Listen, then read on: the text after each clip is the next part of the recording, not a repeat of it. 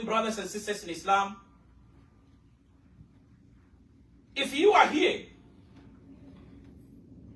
and you are the richest among us, you are the richest among the Nigerian community, you are the richest among them, wallahi, that is not permanent. If you are here in this city of Chicago and you have the most beautiful woman, you are married to the most beautiful woman, wallahi, that is not permanent. If you are living in the biggest mansion, that is not permanent either. If you have the most blessed children, it is not permanent. If you are a president or a king among us, they are not permanent. You will leave them behind, my dear Muslim brothers and sisters in Islam. And that is why Prophet Muhammad sallallahu alayhi wa sallam said, Aksiru dhikra hadhi min lazat. Mention often, remind yourself very often, with the destroyer of pleasures. Inna lillahi wa inna ilayhi raji'un. Listen to Prophet Muhammad sallallahu alayhi wa sallam. You see, at any time Prophet Muhammad sallallahu alayhi wa sallam speaks, okay, when you take the hadith, try and go beyond or think outside the box and understand what Prophet Muhammad ﷺ really means. He said, Aksiru zikra hadhi min ladhat. Mention often, remind yourself very often, remind brothers and sisters very often with the destroyer of pleasures. The destroyer of pleasures. And that is simply what? Death. It destroys your pleasure. If you are among the aforementioned, wallahi, death can destroy that. And that is why I said they are not what? Permanent.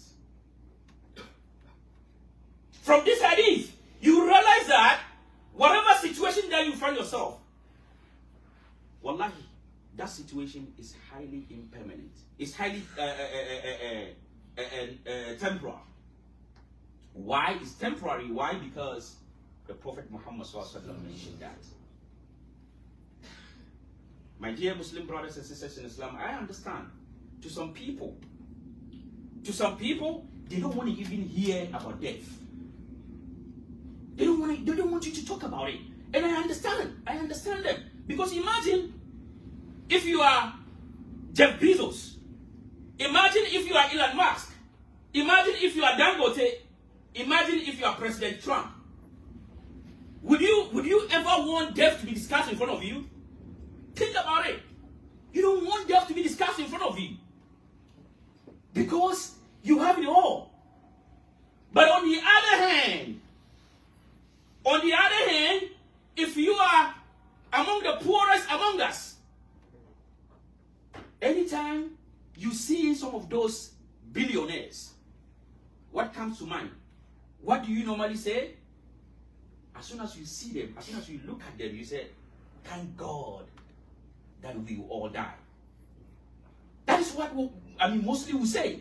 Because when you see the difference between Dangote or the difference between Elon Musk and all those guys and you realize that, man, it's as if you haven't hustled enough. Then you tend to tell yourself that, thank God we will all die. So therefore, to those people, death is everything. But to the other people, to the richest people, death, they don't want to hear about what? About death. But Prophet Muhammad sallallahu alayhi wa sallam is telling you not to think about that. That is not what you should be thinking. As a Muslim, wallahi, forget about those guys. Forget about Elon Musk. Forget about Dangote. Forget about them. Forget about whoever has higher status in life. All that you need to think about is the relationship between your Lord and yourself. How are you going to end up? They have seen theirs today. Wallahi, you wish yourself that you're going to see better than them tomorrow. Now, with all those wealth that Allah subhanahu wa ta'ala has given them,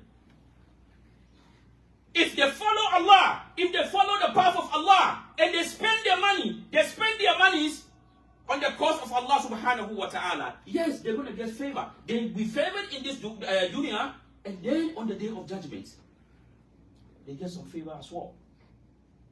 Because they follow the teachings of Prophet Muhammad sallallahu alaihi wasallam. So as brother, that is what you have to be thinking.